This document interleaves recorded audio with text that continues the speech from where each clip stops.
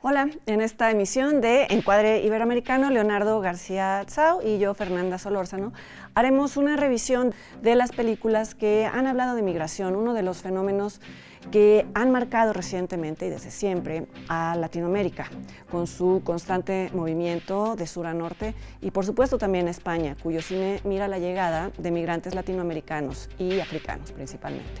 Haremos un recorrido por la trayectoria de la actriz española Marisa Paredes.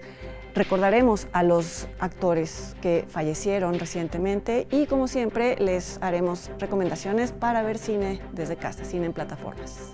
Acompáñanos.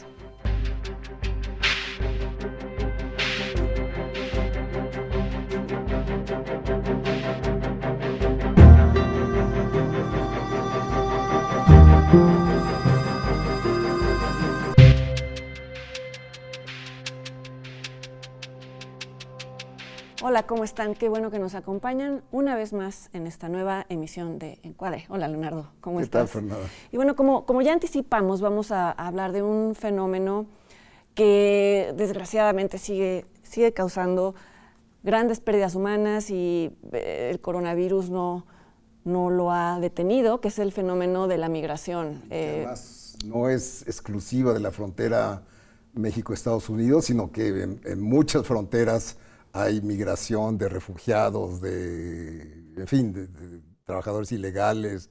Ocurre en Europa, ocurre en varias partes del mundo, ¿no? Pero nos vamos a centrar en los casos iberoamericanos. Exactamente, Sí. que se reduciría a los migrantes que buscan ir a Estados Unidos, que es como el lugar de las grandes esperanzas. La tierra prometida. Que en la mayor parte de las veces se ve que no lo es. Sí. Y los migrantes que llegan a España, ¿no?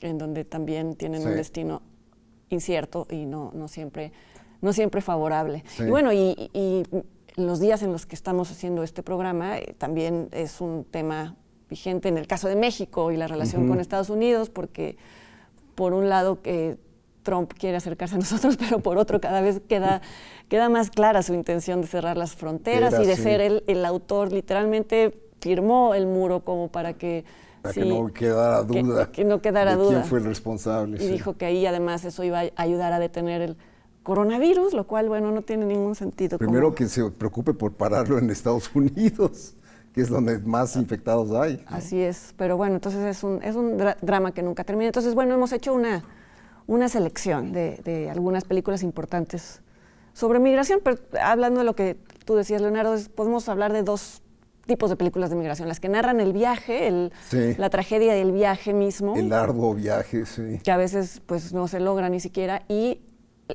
películas que narran ya las vidas de los migrantes en los países. La adaptación a los países, que suele ser dura y sin muchas perspectivas para llevar una vida decente, ¿no?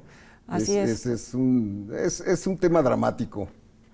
Por eso me gusta el caso de una película que lo usa con humor, que fue Norteado, de Rigoberto Pérez Cano, ¿no? Que es la excepción, y lo toma con humor. Sí, y estaba pensando que tal vez Un día sin mexicanos, también, de Sergio Arau. De Sergio Arau, que se imaginaba cómo sería, y que además no deja de ser vigente, ¿no? Es decir, cómo sería en Estados Unidos un día en el que ningún mexicano produjera ningún tipo de...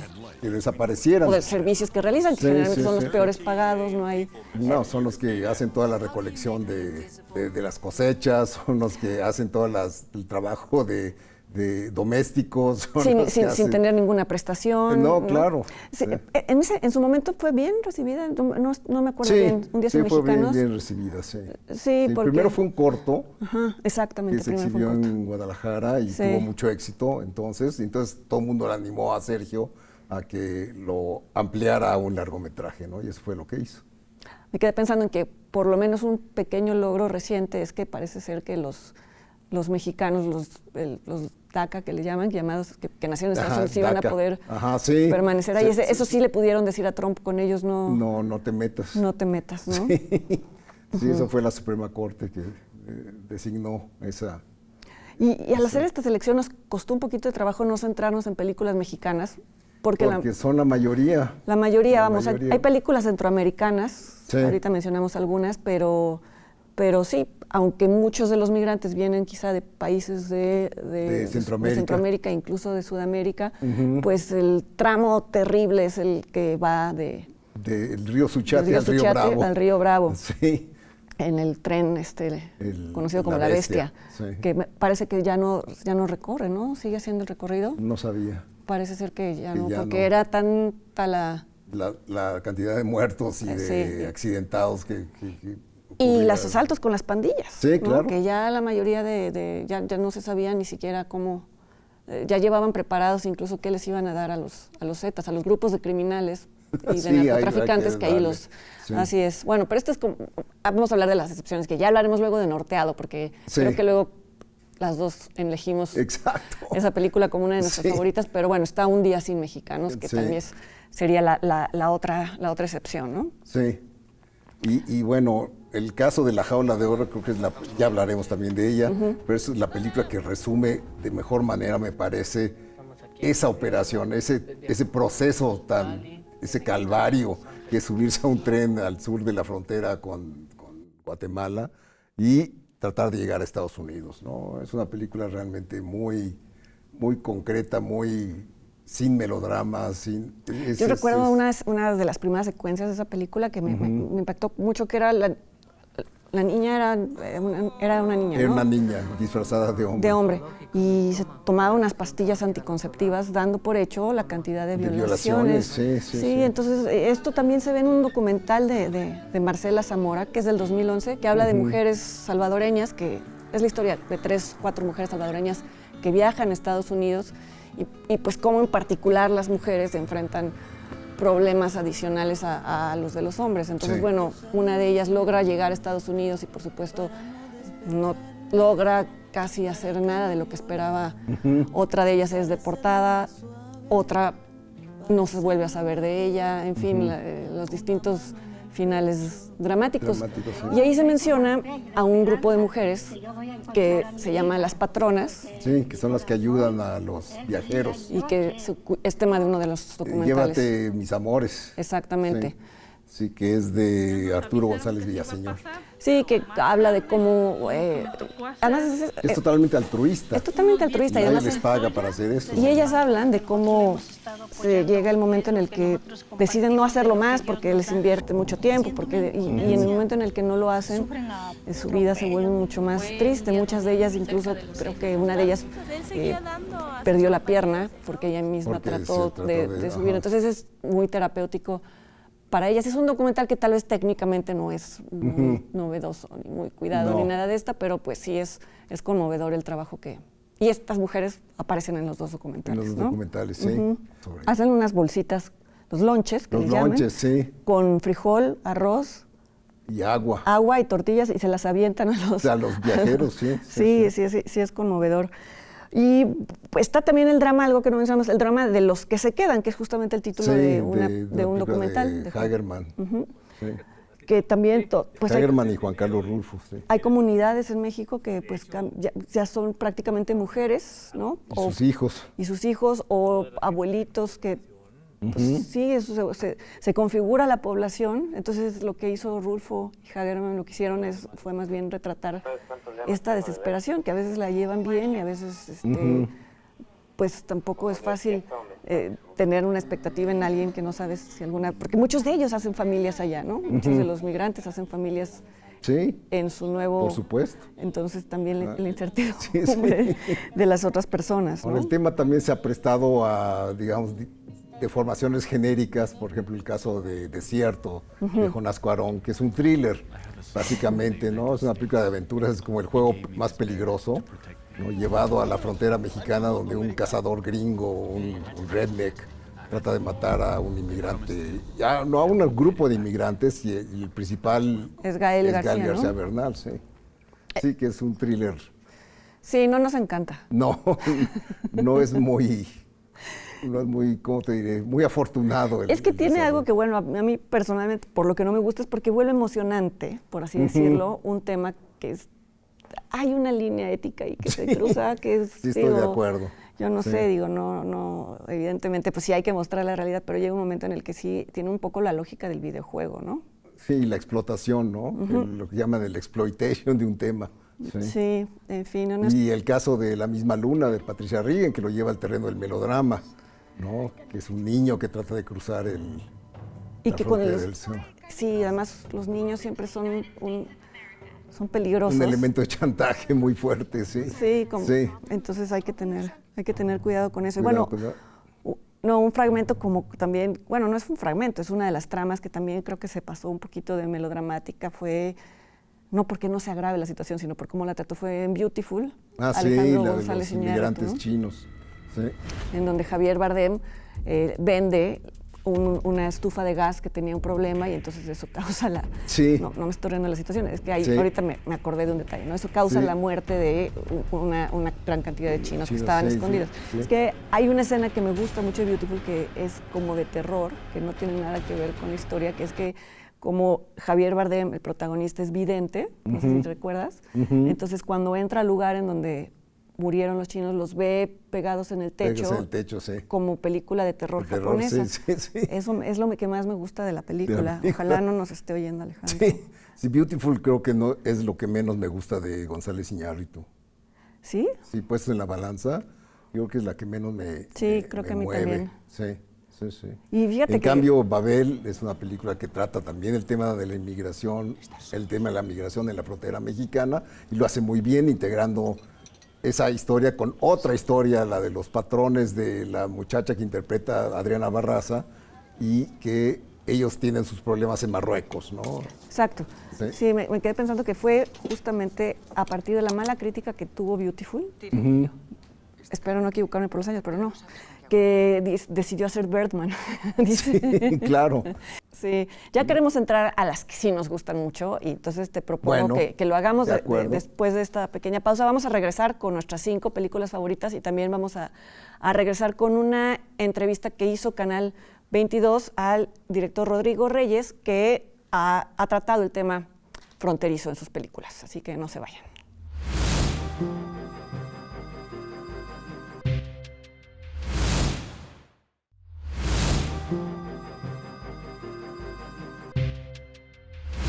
Bueno, ya estamos de regreso y vamos a enumerar nuestras películas favoritas sobre el tema de la migración en el cine iberoamericano. Para mí la quinta es Te extraño, de Fabián Hoffman. Es una coproducción entre Argentina y México, que me parece muy original porque trata el tema de la migración, pero no es la migración difícil en términos de viaje, ¿no? de viaje, sino que viajaron en avión los refugiados. No, es un tema político. Es durante la guerra sucia que entabló la Junta Militar en Argentina a partir del 76, es donde el protagonista es un joven adolescente, tiene un hermano montonero que desaparece y él, por razones obvias, tiene que abandonar el país y es enviado a unos tíos que viven en México. Y ahí se vuelve migrante, ¿no? El Argenmex, como decimos aquí, ¿no? Sí, además hay una escena en la que, bueno, hay varias escenas en donde como que hay amigos suyos que parece que lo quieren involucrar también en causas parecidas y él dice, no, eso fue mi hermano y un poco marca la diferencia, ¿no? Sí, una película sensible, bien llevada por Hoffman, es su segundo largometraje y no ha filmado más bien se ha dedicado a la docencia, pero es una película que a mí me gusta y tiene un tono así contenido muy, muy logrado. Está en Filmin Latino, sí, por eso cierto, está que bien. si se puede ver en México, no sé desde otro país, pero si están en México se puede ver en Filmin Filmin Latino. Sí. Sí, mi número 5 es Balseros, que es un documental catalán de Carles Bosch y Josep Maria Domenech, que parecería que habla del viaje, vamos, porque la misma imagen de la balsa ya te remite a la precariedad y a la muerte probable, ¿no? Sí, claro. De los migrantes de Cuba hacia Miami, pero lo que me gusta es que habla de lo que sucede cuando ya están allá, ¿no? De hecho, toma 7 años, ¿no? De su llegada. Exactamente. Sí. Sigue sus vidas, de cómo los reciben comunidades religiosas que les ofrecen buscarles trabajo, les dan un lugar de vivienda, pero pues esos pactos siempre tienen un lado oscuro. Sí. Entonces esto se va revelando, además de que, por supuesto, la paga de los trabajos que logran conseguir nunca es suficiente para saldar la deuda con los huéspedes, Sí, ¿no? Entonces, claro. bueno, se van viendo las vidas, las parejas que se deshacen ahí, los nuevos vínculos. No es tampoco tan dramático, porque finalmente, bueno, algunos de ellos sí logran adaptarse a Estados Unidos, la comunicación con las familias que dejaron atrás, lo que decíamos de cómo pues hay quienes ya optaron por tener una nueva familia y ni siquiera se preocupan por avisarles a los de allá, y en fin, creo que me gusta esa visión panorámica de los que viajan. Además, una cosa que me llamó la atención es como siempre el cubano inmigrante a Florida o Miami siempre aumenta de peso, ¿no? Te van a crucificar por eso. Es que es la comida chatarra. Por supuesto. Porque se la pasan comiendo McDonald's y bueno, cosas así. Entonces sí, aumentan de peso, ¿no? Y es evidente en cámara, ¿no? No lo había pensado. Es también es un documental sobre la alimentación en Estados Unidos, ¿no? Sí, también.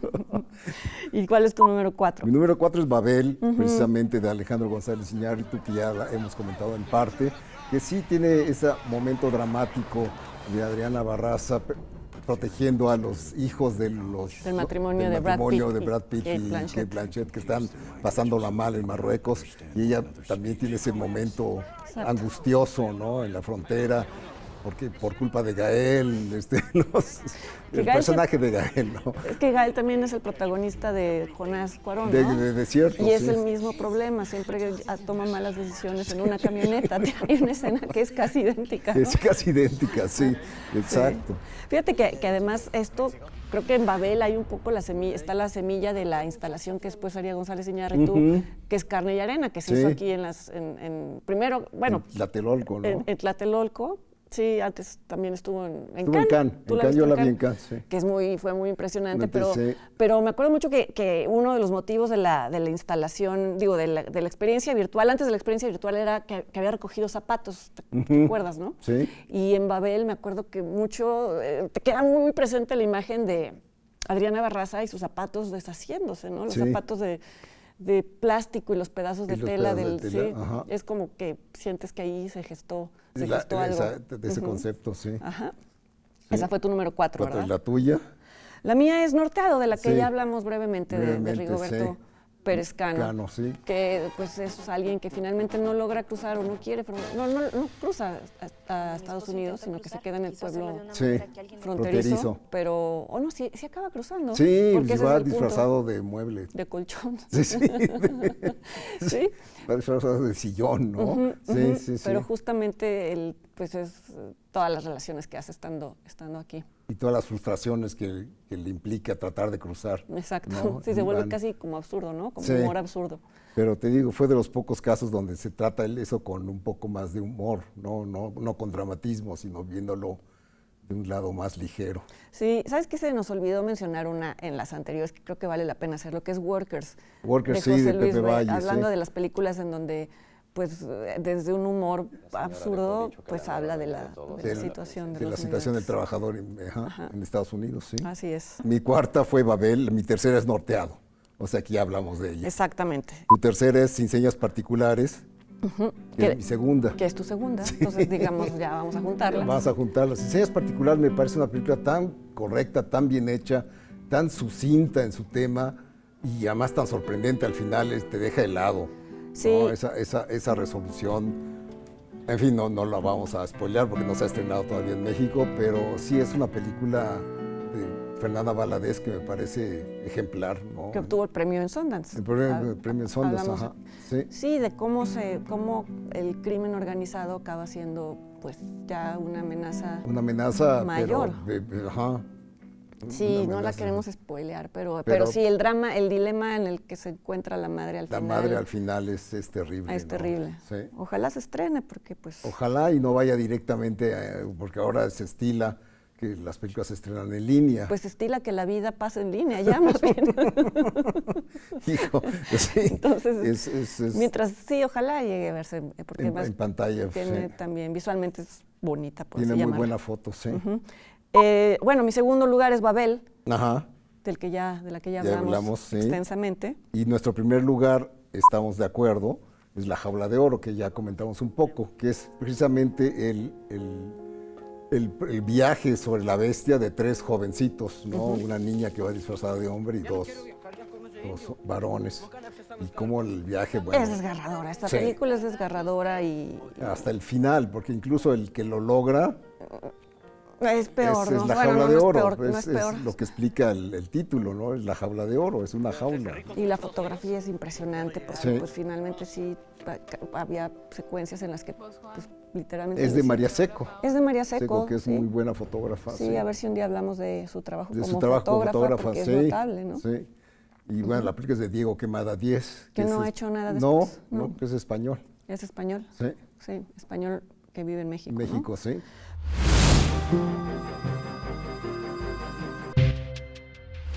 Me llamo Rodrigo Reyes, soy un cineasta mexicano, aunque vivo en California.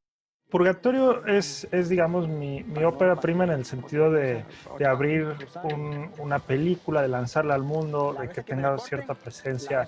Y lo que es un viaje al corazón de la frontera entre México y Estados Unidos, pero reimaginando este espacio como si fuese el purgatorio. Como migrante, fue una película muy importante para mí, para poder, digamos, definir mi relación con esta línea, esta frontera que me va a perseguir toda la vida, ¿no? Porque cuando ya emigras, ya siempre te va a marcar esa raya. Es un poco absurdo.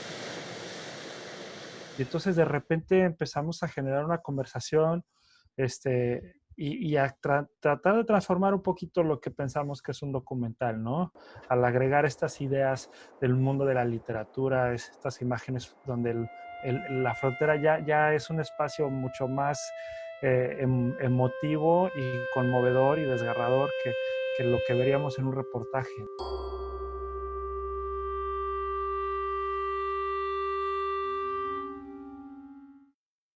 En términos de películas terminadas, viene Lupe bajo el sol, que Lupe bajo el sol empezó como un documental sobre ahora sí que los señores migrantes que viven en California y que se dedican al trabajo del campo, ¿no? Y específicamente yo iba a hacer un documental sobre lo que es la pizca del durazno, porque es un trabajo súper físico, y que mis propios abuelos hicieron en los 40s y 50s. Entonces dije, no, hay que hacer una película y aquí ya tenemos a los actores, hay campesinos de Michoacán que están aquí trabajando y seguramente a alguno le va a interesar participar en una película.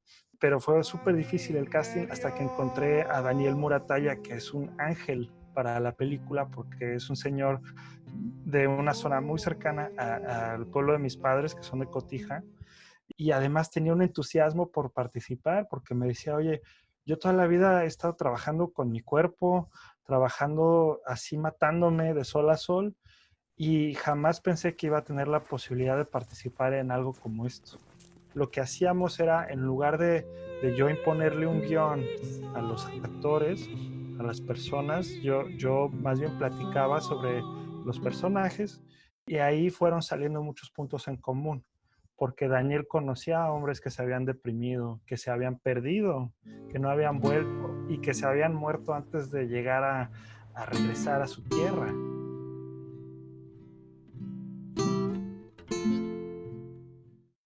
$499, pues es una película muy singular porque yo toda la vida he estado enamorado de la historia, ¿no? Mi papá se formó como historiador y en México era historiador y me llevaba a los museos con sus alumnos, ¿no? Entonces yo desde muy niño, ahora sí que desde los 4 o 5 años, ya tenía una pasión por la historia, en particular la historia de México. Nos dimos cuenta con mi amigo Iti Cordera, y productor de la película, que se iba acercando este aniversario de 500 años de la fundación de México.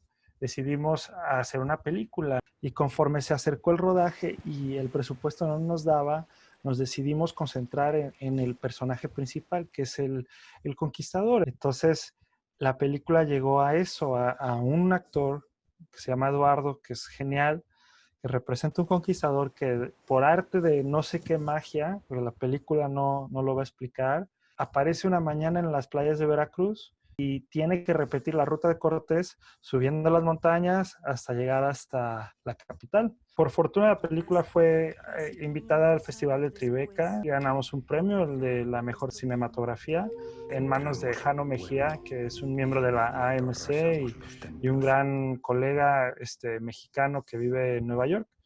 Y luego fuimos a Hot Dogs, a Toronto, y ahí la película ganó el premio especial del jurado en la categoría del documental internacional.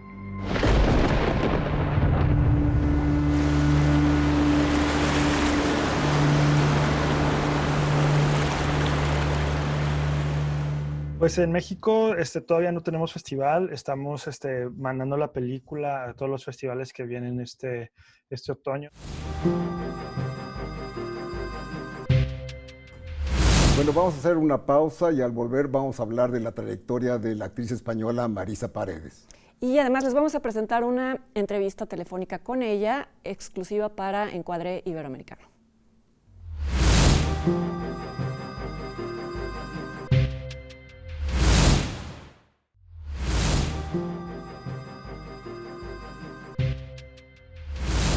Bueno, evidentemente la pandemia es un horror para todo el mundo, ¿no? Pero es cierto que para lo que son los espectáculos al aire libre, los teatros, los cines, los conciertos, para todos nosotros ha sido verdaderamente devastador, ¿no?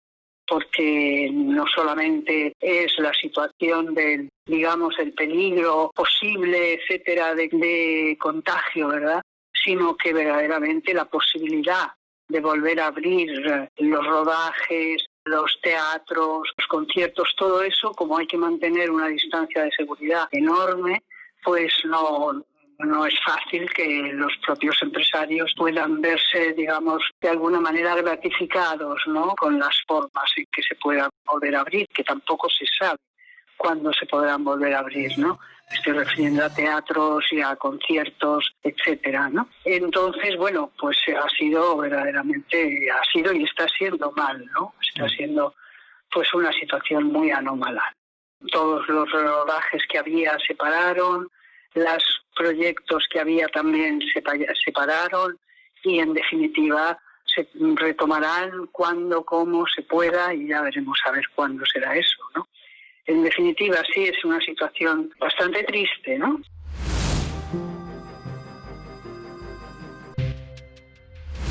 Pues bueno, todos nos sentimos un poco desconcertados como Marisa Paredes. Así es. No sabemos. Sí, yo ciertamente coincido con ella de que no se sabe nada, ¿no? ¿Qué va a pasar? ¿Quién va a ir al cine? ¿Quién va a encontrar trabajo? Y, bueno, yo hago eco de sus preocupaciones. Yo también. Lo que tenemos de bueno en este tiempo es poder ver películas otra vez. Sí. Y por eso es que en parte hemos estado haciendo estas retrospectivas que hasta el momento habían sido solo de directores y directoras, pero a veces los actores, ciertos actores también son creadores de una película, ¿no? Sí, y sobre todo cuando tiene una carrera tan internacional como la tiene Marisa Paredes, ¿no? Que no solo ha trabajado en España, ha trabajado en México, ha trabajado en Francia, en fin, sí, es políglota, bueno, al menos habla español y francés.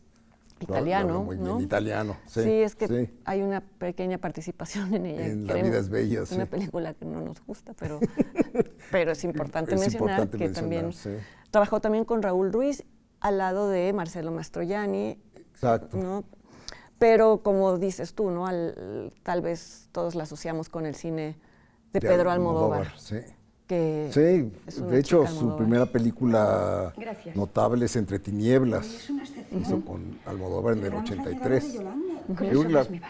La carrera de Marisa Paredes despega prácticamente en los 90, porque fue un fenómeno curioso, a diferencia de lo que pasa con la mayoría de las actrices que son muy cotizadas cuando son jóvenes, a Marisa Paredes le pasó al revés, fue cuando ya había tenido cierta edad que se convirtió como una dama elegante y le dieron papeles muy importantes en diferentes películas, ¿no? De Almodóvar incluso.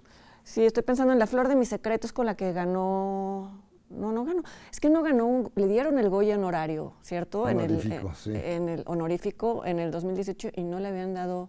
Nunca le habían dado un Goya. Nunca le habían dado un Goya. Ajá. Es que en La flor de mi secreto, pues ella es la protagonista, en las demás, bueno, tiene un Sí. peso que podría considerarse que lo es, ¿no? Claro. Pero me gusta mucho esa película, donde habla de Que es de las menos como mencionadas de la filmografía de Almodóvar, ¿no?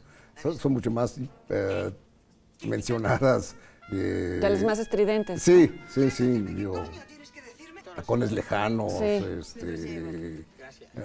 ¿cómo se llama? Todo sobre mi madre. Sí, Esas sí, películas sí. de Marisa Paredes son como más elogiadas, Pues más porque mencionadas. por el reparto, por Sí. el drama almodovariano, pero en La flor de mi secreto es una de las películas donde también se asocia mucho el cine de Almodóvar con Chabela Vargas, ¿no? Ajá. Porque te acuerdas que es Sí. una mujer que sufre muchísimo porque su marido la abandona, entonces es un poco el drama de su propia vida alimenta sus novelas, las novelas rosas con las que tiene. A mí me gusta esa película justo porque no recurre a tantos, no voy a decir muletillas almodovarianas, porque es como que estoy viendo para abajo. Elementos Sí. recurrentes en Almodóvar. Fíjate ¿no? que esto quizá no tiene nada que ver, pero hay una escena casi idéntica en La flor de mi secreto y Todo sobre mi madre, que es la escena en la que una actriz ensaya que le van a decir que su hijo está muerto y ella tiene que hacer esto con los médicos, Sí. la escena de la donación, y esto no tiene nada que ver, pero me Sí, acordé. pues ¿no? sí. Ujú. Ajá. La flor y bueno, Todo sobre mi madre, creo que es una de las más conocidas Más connotadas. de sí. Almodóvar en general, Sí, ¿no? sí, y de las más elogiadas, de la parte reciente, digamos más o menos reciente, porque ya es del 99. Sí, cronológicamente bueno, yo lo estoy haciendo mal, pero Pues la más reciente que ha hecho con él es La piel que habito, que es del 2011. en donde era la madre de estos seres extraños, ¿no? Sí. Entonces, sobre mi madre quizá la identificamos mucho con su propia personalidad cinematográfica porque es como esta actriz muy imponente, que a la vez tiene este drama terrible, que es su hija adicta Sí. y demás. Siempre creo que en los papeles de Almodóvar se adecuan a esta imagen, que no es una mujer común y corriente, por No, así decirlo. claro, es como aristocrática. Es como aristocrática. Bueno, tiene una característica, Marisa Paredes, que siempre se ve elegante, tiene un porte muy elegante. O sea, aunque la vistas de andrajos, siempre sigue siendo una mujer muy elegante, ¿no? Aunque la vistas de andrajos como en El coronel. No tiene quien le escriba, exacto, eso te iba a decir. Sí, que esa hace la esposa del coronel, la sufrida esposa del coronel, que interpreta a Fernando Luján, ¿no? Cuando Sí. la vino, que es de Arturo Ripstein, ¿no? Arturo Ripstein, sí, y la adaptación de la novela, obviamente, de García Márquez. E hizo otra película con Ripstein, que es Profundo Carmesí, donde hace un papel menor, hace el papel de una religiosa profunda que es victimizada por la pareja de asesinos interpretada por Jiménez Cacho y Regina Orozco. ¿Sí? Entonces es una secuencia incluso medio de humor negro, porque está ella rezando y viene por atrás Regina Orozco. Pam. Sí, la descuenta. Sí. Con Guillermo del Toro apareció en El Espinazo del Diablo. Sí, que hace un papel muy importante, es un papel pivote de la película, porque es la mujer deseada por el personaje de Federico Lupi, pero es un amor platónico que nunca se declara más que al final, y ella al mismo tiempo es amante del personaje del villano, que es Eduardo Noriega. Entonces, y ella tiene una pata artificial, una pierna artificial, sí, una prótesis, que decía Guillermo del Toro que era un homenaje a Tristana de Buñuel. Ah, mira. Sí, porque le gustaba esa imagen de la mujer que tenía un defecto físico, que era... El fetiche buñueliano. Exacto. Sí. Es una actriz muy vocal, Marisa Paredes, en el sentido Sí. de que siempre toma posiciones políticas controvertidas. Fue presidenta de la Academia durante mucho tiempo, la Academia Española del Cine. Ella fue presidenta y sí, siempre fue una mujer muy combativa. Yo siempre que he escuchado entrevistas con ella, siempre está en favor de causas que en ese momento son pues polémicas a propósito de la migración. Es alguien que pues a raíz de las medidas extremas que se toman con los migrantes en España, ella siempre se proclama en favor. Entonces sí, ha sido 2 veces homenajeada en el Festival de Guadalajara, también en el Festival de Monterrey, Sí, aquí en México, ¿no? sí. Bueno, vamos a hacer una pausa y al volver hablaremos de los cineastas y las actores y actrices fallecidas recientemente en nuestra sección In Memoriam. Y también les vamos a presentar una cápsula sobre el recientemente concluido Festival Internacional de Cine de Huesca.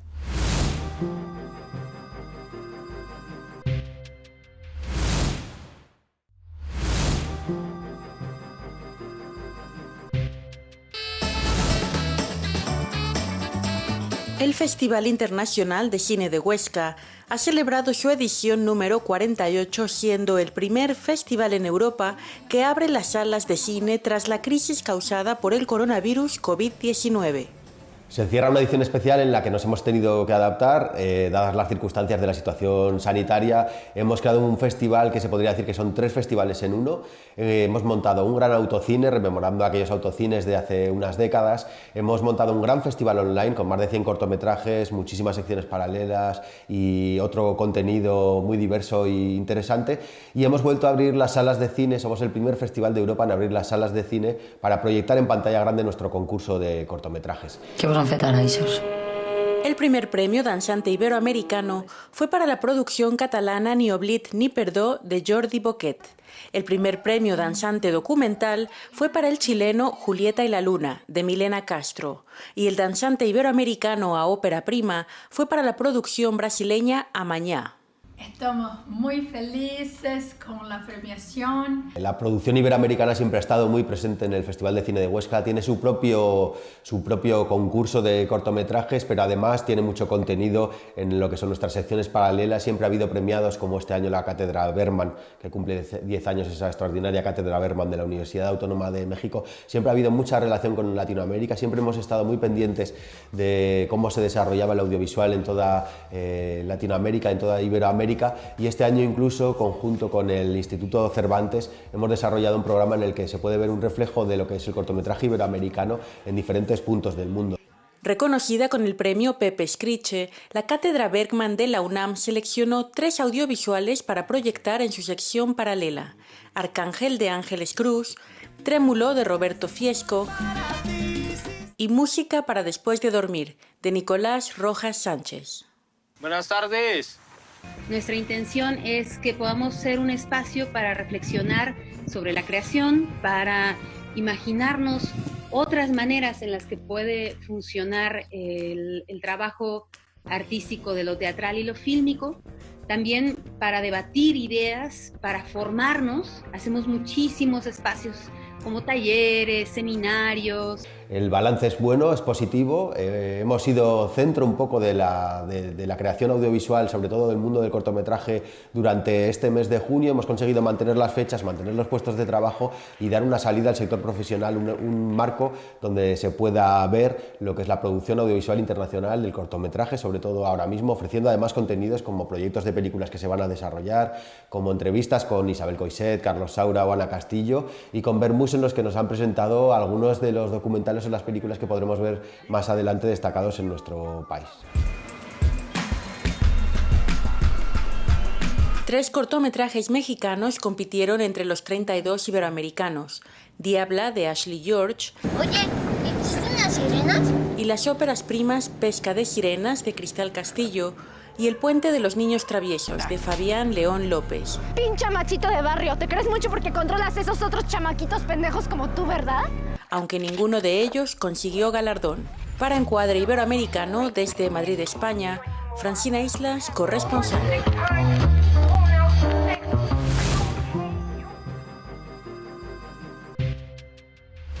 Bueno, pues en el pasado mes fallecieron 2 actores muy estimables, que son Héctor Suárez y Héctor Ortega. Héctor Suárez, obviamente conocido por sus papeles cómicos, aunque tuvo papeles dramáticos como El Milusos, pero su carrera fue fundamentalmente como cómico, ¿no? Sí, comenzó en el teatro, haciendo teatro serio, Universitario. Teatro universitario y en algún momento dio el giro. ¿En la televisión? En la televisión, Sí. en Variedades de Medianoche. Domingos o de mediodía, Cerdes, en o Domingos así. Cerdes y en Chucherías. Recuerdo, yo soy tan viejo que lo recuerdo, en esos papeles donde era un personaje muy chistoso. Yo me acuerdo de varios personajes recurrentes que hacía, ¿no? Y que era muy gracioso. Y después pasó al cine. Sí, yo también, o sea, mi primer contacto con Héctor Suárez fue pues en la televisión, en un programa que se llamaba ¿Qué nos pasa? Ajá, claro. Que tenía también unos personajes que eran hasta la fecha pues, muy vigentes de cómo somos los mexicanos, ¿no? Y además salía disfrazado de diferentes formas, ¿no? Ahí ya se había desarrollado mucho la técnica del maquillaje y salía como el Flanagan, que era el rockero. El que destruía todo, ¿no? Sí. Y él decía que vamos, es que ahora en México ha habido un debate reciente sobre la comedia, ¿no? Que qué papel juega la comedia. Y pues yo creo que ese ha sido de los comediantes más autocríticos, porque a los mexicanos no nos gusta reírnos de todo, pero no de nosotros, ¿no? Sí. Y yo creo que él es de los que mejor ha creado personajes en donde sí te se puedes... burla de todo tipo, de todos sí. los estratos y en todos los gremios, ¿no? Sí, yo lo recuerdo, por ejemplo, en Mecánica Nacional, que era este militar, que usaba unos tacones gigantes para compensar su corta estatura y que era un caliente, siempre estaba con la pistola amenazando a todo el mundo. Uno de tantos papeles memorables de Mecánica Nacional. Sí, lo nominaron al Ariel. Al Ariel, sí, por esa película. Sí, y además él decía que para ser comediante tenías que ser muy disciplinado, porque si te empezabas a engolosinar con hacer reír a la gente, que es lo que les pasa a muchos comediantes, creo, ¿no? Empiezan a hacer payasadas. Payasadas, sí, y a perder la seriedad del oficio. Sí, creo que muchos comediantes, ya estoy como abuelita, ¿no? De ahora deberían de revisar los sketches de Héctor Suárez, porque hay mucho trabajo detrás. Hay mucha disciplina detrás, ¿no? Sí. Y bueno, y el Mil Usos, como tú decías, es una historia trágica, es un campesino. Es el campesino que emigra a la Ciudad de México y le va súper mal. Tratando de desempeñar diferentes trabajos. De hecho, es un vocablo que se incorporó al léxico mexicano. Gracias a la película, el Mil Usos ya está aquí ando de mil usos, ¿no? Además fue una película que tuvo mucho éxito en taquilla. Sí, un gran éxito y dio lugar a una secuela. Y además ganó premios, ¿no? Sí, fue con guión de Ricardo Garibay, que también era un buen escritor.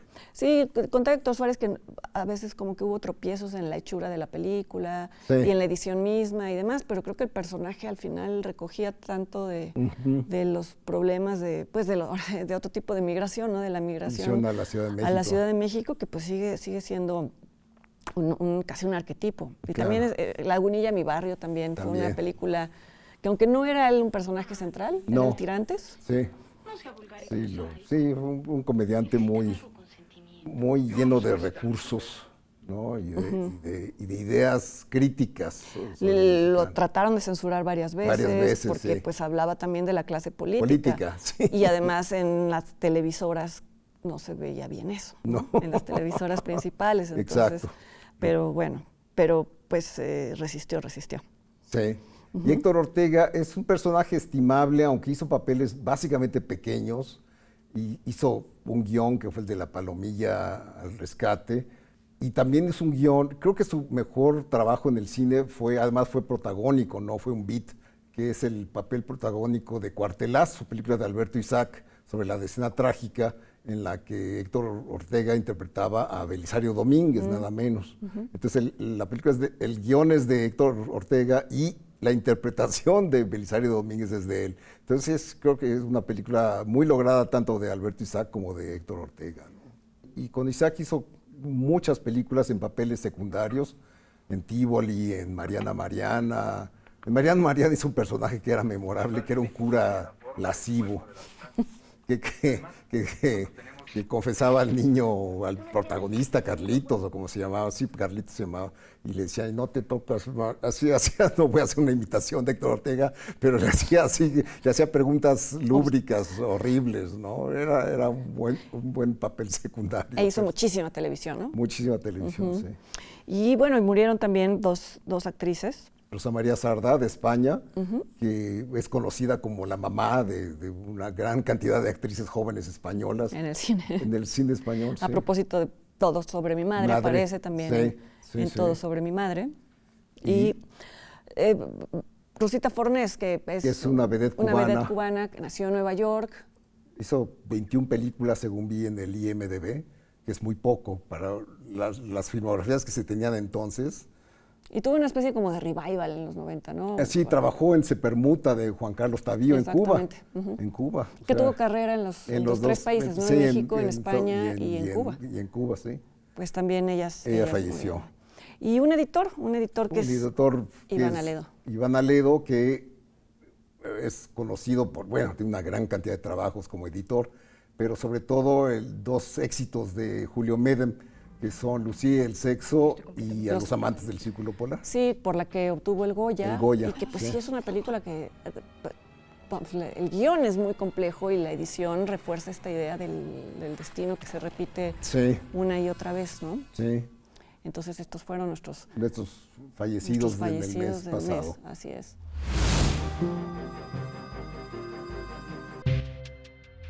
Y bueno, este 8 de julio se conmemoran los 60 años de la creación de la Filmoteca de la Universidad Nacional Autónoma de México, que fue fundada por Manuel González Casanova, que fue su director durante muchos años, y desde luego es un acontecimiento la creación del primer archivo de cine en México hace ya 60 años. Y una de las formas en las que se va a conmemorar este aniversario va a ser a través de una alianza entre la Filmoteca e IMCINE, a través de Filmin Latino, la plataforma de la que hemos hablado mucho, en donde se va a hacer una selección de películas. No sabemos exactamente cuándo arranca, pero si se asoman periódicamente a Filmin Latino, seguramente ahí va a estar la sección. Figurar, sí. Y son películas, obviamente, que han sido importantes en la historia del cine mexicano y de la Filmoteca. Me mencionaban, por ejemplo, que Torero y Raíces, Torero de Carlos Velo y Raíces de Benito Larraqui, fueron las dos primeras películas donadas a la Filmoteca por Manuel Arrachano Ponce, entonces me imagino que figurará en la programación. En la programación. Sí.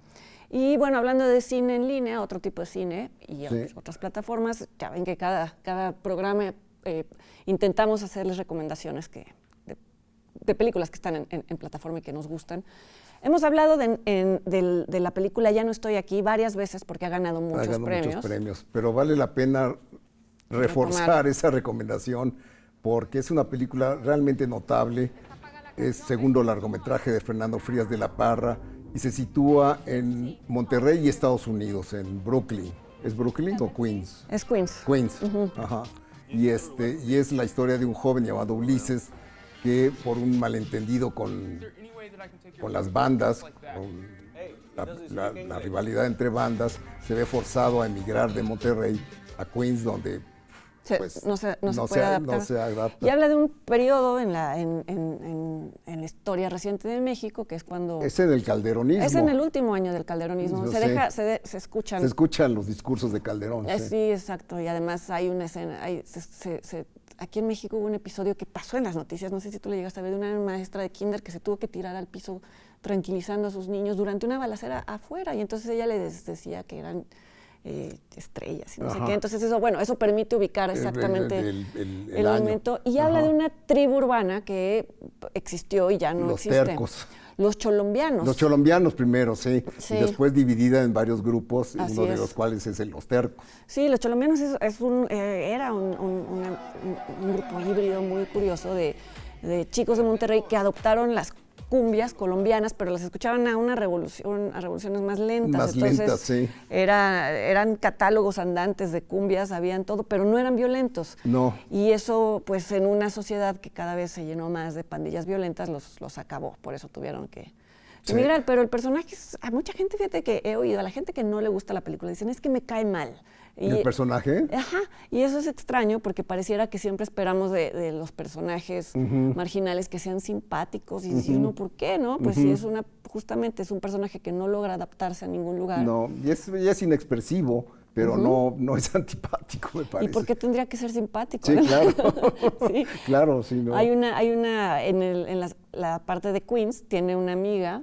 Una amiga china. De segunda generación de inmigrantes chinos. Sí, que se ve que está totalmente asimilada, ¿no? Y a mí ella me cae mal. Ella siento que ella como que lo ve como alguien a quien enseñarles a sus amigos. Sí, lo agarra de mascota. Sí, entonces eso pues hace que ni siquiera pueda permanecer físicamente allá. Pero lo que es muy curioso que ha pasado con esta película es que a pesar de que habla de un grupo tan pequeño, quizás es una película que si se hubiera estrenado en cine no le hubiera ido bien. No le hubiera ido, Hubiera sobrevivido un fin de semana con trabajos. Y en cambio ahora con Netflix tiene una cobertura amplísima. Y tuvo muy buen recibimiento en Monterrey de personas que incluso recorren las locaciones supuestamente en donde sucedió la historia. Es un evento, ¿no? Ya es un evento que mediático, ya sí. hay botargas de Ulises. sí. Que pues es interesante cuando las películas cruzan, rebasan, ¿no? Sí, rebasan. Y en el cine mexicano, pues no te digo, que casi no pasa eso jamás. No pasa eso, sí. Sí. Entonces, ojalá y siga teniendo vida, porque parece que le iban a quitar, así que vean antes de que... ¿Le iban a quitar de Netflix? Me pareció. No sé si por contrato. Ah, a lo mejor. Pero bueno, sí. Entonces si no la han visto... Apresúrense a verla, porque sí es de las películas más notables que se hicieron el año pasado. Repetimos, ganó el premio del público y el premio del jurado en el Festival de Morelia. Cosa rara. Cosa rara. Sí. Y otra película que se estrenó hace poco tiempo, unas 2 semanas, que es una coproducción de entre Francia, Brasil, España y Bélgica. Entonces, dirigida por un francés bastante connotado, que es Olivier Assayas, que se llama La Red Avispa, una película sobre... Yo no conocía este periodo histórico sobre unos aparentes disidentes cubanos que en realidad van a infiltrar grupos terroristas. Los grupos terroristas anticastristas para delatar o sabotear sus operaciones, ¿no? Entonces, sí, es una película demasiado ambiciosa, me parece.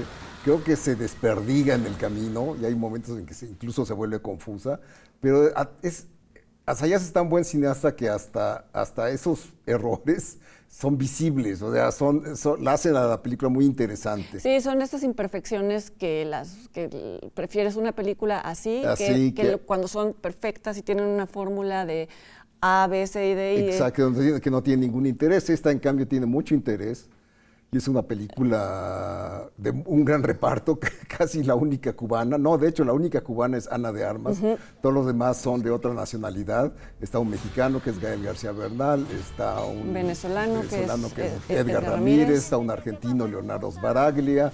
Está Walter Moura, que es brasileño. Sí. Y Penélope Cruz, que está muy bien. Ella por ahí se escapa un poquito el acento madrileño, pero creo que es la que menos me convence como cubana. Creo que Sbaraglia y Gael, que son muy buenos para hacer acentos, les sale muy bien el acento cubano, sí. Pero incluso el personaje de Penélope Cruz al final me parece que acaba siendo casi de los personajes protagonistas, ¿no? Sí, pues siendo la esposa del personaje de Edgar Ramírez, tiene un peso dramático muy, muy claro. Hay un eco ahí de balseros, ¿no? De las historias de los que ya no quieren regresar. O, por ejemplo, Walter Moura, que al final se arrepiente de haber tenido que ver con grupos de narco, que en fin, está el idealista, el que siempre más bien sí se quiso hacer rico, la esposa abandonada, la esposa que se les une, o sea, hay también como... Sí, es un mosaico histórico de diferentes personajes que de alguna manera intervinieron en la historia de Cuba, ¿no? Es curioso porque es hacia el final en donde se ve realmente en qué consistía el peligro, o sea, por qué era necesario detener. Porque uno piensa, o sea, escuchas esta premisa y te imaginas que es un thriller político desde el principio. Sí. Y tal vez eso es lo que te crea expectativas extrañas cuando empiezas a ver que más bien habla de las bodas, ¿no? Y cómo está el que sería como el padrino de la mafia cubana allá presente en una de las bodas y cómo los intenta cooptar. Entonces eso, pero lo que dices también es interesante cómo te va llevando por estos otros géneros que no son necesariamente el thriller político lleno de acción y lleno de bombas o héroes. Exacto, sí. Y bueno, se ha terminado el tiempo del programa, nos despedimos. Gracias, Leonardo. A ti, Fernanda. Gracias por acompañarnos. Recuerden, este es Encuadre Iberoamericano. Esta es una plataforma televisiva en la que buscamos dar seguimiento a los logros del cine iberoamericano. Nos vemos en la próxima emisión.